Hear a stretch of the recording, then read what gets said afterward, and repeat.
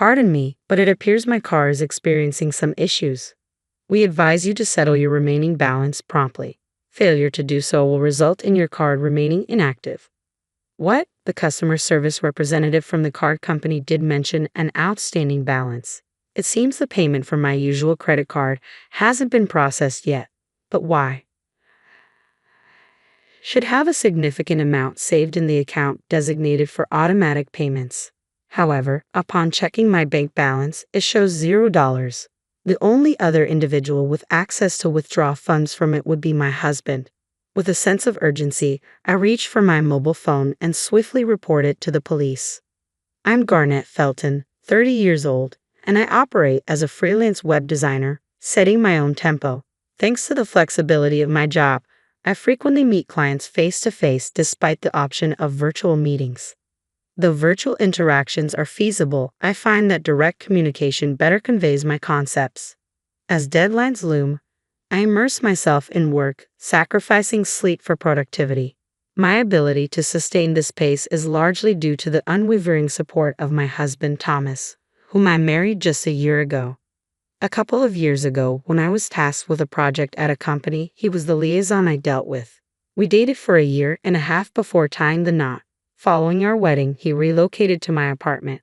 However, a significant issue has emerged in my life revolving around Thomas's parents. They have a lax approach to finances and often find themselves strapped for cash. Thomas and I divide our living costs evenly. Given my higher income, I typically cover all expenses for the month, with him reimbursing me half at the start of the subsequent month.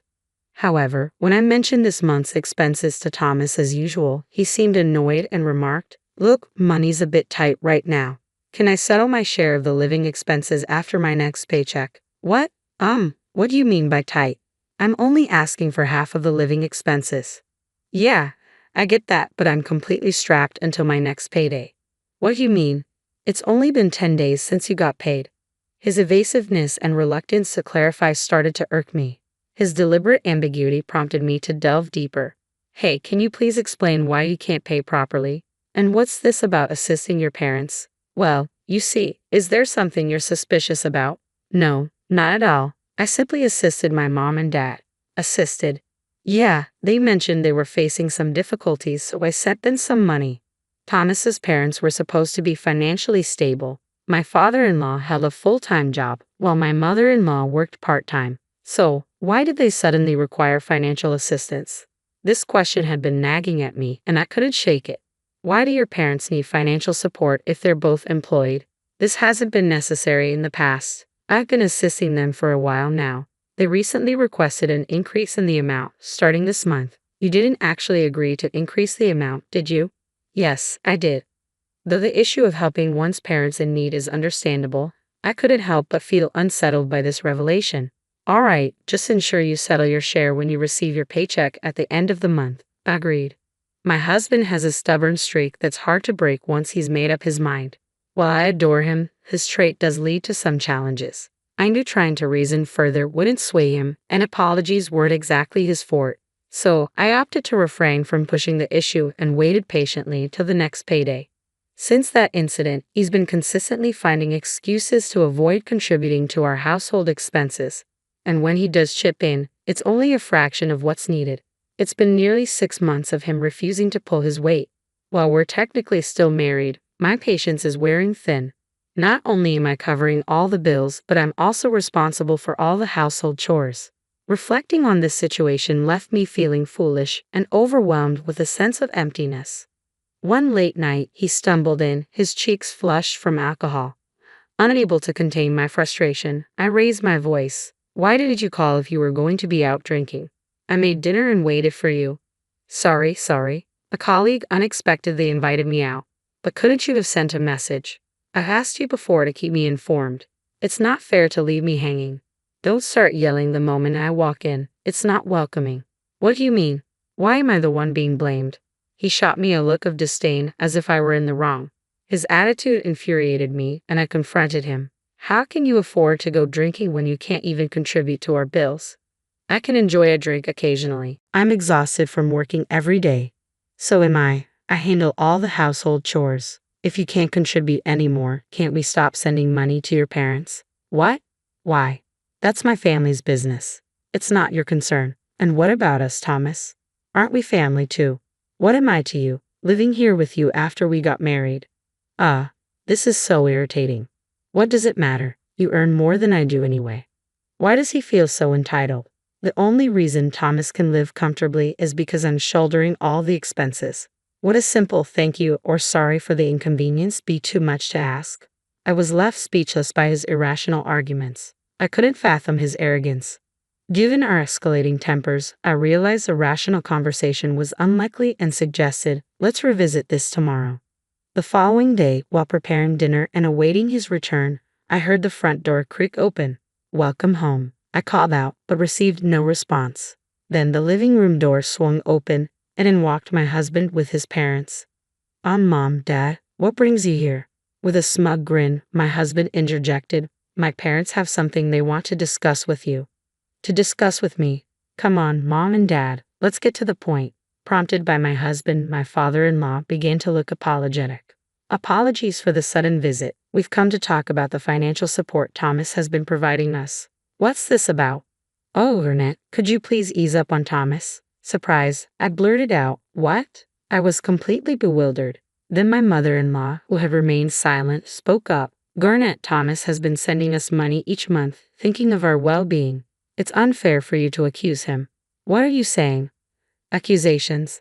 All I'm asking for is our living expenses to be managed properly. Listen, Garnett, I hate to bring this up, but we're practically family, aren't we? If your own family were struggling, wouldn't you lend a hand? What? That's what anyone would expect, right? Your father-in-law and I have been experiencing financial strain lately, so we rely on Thomas to continue supporting us. Therefore, you should handle all the living expenses for both of you. It seemed they assumed it was only natural for me to shoulder all the costs. Unable to tolerate it any longer, I lashed out. Enough is enough. What do you think I've been doing? Managing all the household chores and covering every living expense. How is that fair? Isn't it what married couples do? Support each other, right? Or are you just that selfish? Upon hearing his mother's taunt, my husband, sitting beside me, couldn't suppress a chuckle. That evening, despite my efforts to reason, they remained obstinate. They finally departed well past 9 p.m. Once they were gone, my husband abruptly handed me signed divorce papers. In disbelief, I questioned, what's this? It means exactly what it says, he retorted. Peering down at me, he declared, if you persist in defying me, I'll end our marriage. Are you serious? Absolutely.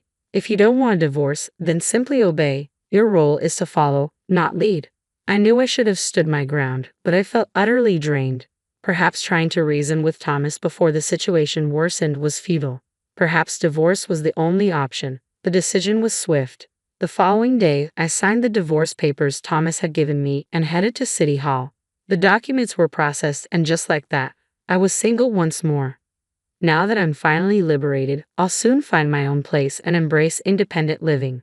Feeling rejuvenated, I opted to indulge myself with a shopping trip to the department store. Working predominantly from home with outings limited to client meetings, it had been quite some time since I splurged on myself, especially given the recent strain of covering all expenses. Today, however, I've decided to treat myself. With that resolve, I ventured into the women's clothing section. After trying on a couple of dresses, I settled on 2 favorites. At the checkout, as I handed over my credit card, the cashier's troubled expression caught my attention. I'm sorry, ma'am. It seems we're unable to process this card. What? That's impossible. I've used it recently to purchase a new tablet for work without any issues. Why the sudden problem now? Racing home, I dialed the card company's number. Upon explaining the situation to the operator, she delivered startling news. We require immediate payment of the outstanding balance, or your card will be rendered unusable. Outstanding balance. Indeed, last month, we were unable to debit your card usage from your account. Is this plausible? Please verify your bank account balance. After ending the call, I swiftly accessed my bank account online, the very account from which my card draws funds. Initially reserved for personal savings, it now solely serves my card transactions. If memory serves, there should be $5 million within, but the balance reads 0. Just before the card's due date, the entire $5 million had been withdrawn. What on earth was happening? A chilling suspicion gripped me. Could it have been Thomas? But who else had access? Our bank book and ATM card were stored together, only accessible to the both of us, meaning Thomas was the only other person who could have withdrawn from my account. I waited for his return, then confronted him. Hey, did you withdraw money from my account? He smirked, let out an exasperated sigh, and replied, clearly irritated. Oh, you figured it out. Thought I did a pretty good job of covering my tracks, huh? I can't believe this. Why would you do that? Why? For my parents, of course. I gave them your $5 million. What did you just say? Just as I said, they needed financial support. Fortunately, I have the means to provide it. Speechless, he began to explain, his tone tinged with pride. It appeared his parents had developed an obsession with online shopping. They were purchasing items they fancied, far exceeding their income. Initially, they turned to Thomas for assistance. However, as their spending spiraled out of control, they began to demand more. They started purchasing multiples of the same items, gifting them to neighbors. Before they knew it, their monthly expenses surpassed $500,000, a sum Thomas couldn't manage alone. So, he withdrew the $5 million from my account. After he finished explaining, he remarked, "You shouldn't complain. They're your family too. Consider it looking after them. Don't make a fuss over a mere $5 million. In that moment, I found myself dialing the police on my cell. Hello, police. I want to report a break-in and theft. My address is... Thomas watched me with wide eyes as I ended the call. He shouted, "Hey, what are you doing? Did you just call the police?" Police. Why wouldn't I? There's been a break-in and theft, right? Calling it theft is exaggerating.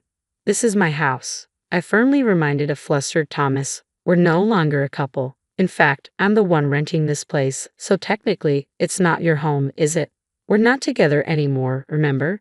The divorce papers you signed yesterday, I'd already submitted them. So in other words, this is my place and you're just a stranger here, an intruder, right? You've got to be kidding me.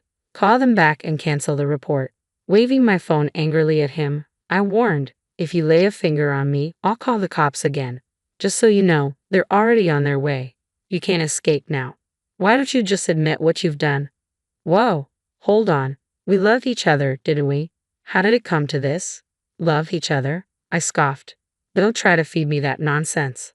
Whose fault do you think all of this is? It all began because you blindly supported your irresponsible parents. You can't just act recklessly and expect forgiveness. Who would forgive someone as despicable as you? What a fool. Fool? Do you even know who you're talking to? I'm talking to you. Like parents, like child. Because you were raised by parents who were careless with money, you think it's acceptable to deplete someone else's savings. I hope the police give you a stern lecture and you feel the weight of those $5 million. Just then, the police arrived and Thomas crumbled on the spot. Who's the suspect? Pointing at my husband, now cowering on the floor, I said, "It's him." Without a doubt. "All right, let's go. You'll need to come in for questioning," the officer commanded. All I wanted was to support my parents, but my pleas fell on deaf ears, and Thomas was escorted away by the police. However, the authorities deemed the incident a civil matter, explaining they couldn't intervene. Determined to seek justice, I sought legal assistance and demanded compensation for the misappropriation of my $5 million in savings, along with damages totaling $6 million. Naturally, Thomas and his parents couldn't afford such a sum. In the end, all three found themselves drowning in debt. Despite their financial woes, his parents continued their reckless spending habits, accruing even more debt. They eventually resorted to borrowing from loan sharks, living in constant fear of relentless debt collectors, desperately trying to remain unseen. On the contrary, I made the bold decision to sever all ties with Thomas and relocated to a new apartment. Fortunately, my career began to thrive, and my income surpassed my wildest expectations. Since parting ways with Thomas, everything in my professional life fell into place. In hindsight, I regret not divorcing him sooner. Despite the failure of my marriage, I recognized that my life was far from over. Taking lessons from this experience, I resolved to exercise greater caution in my future endeavors.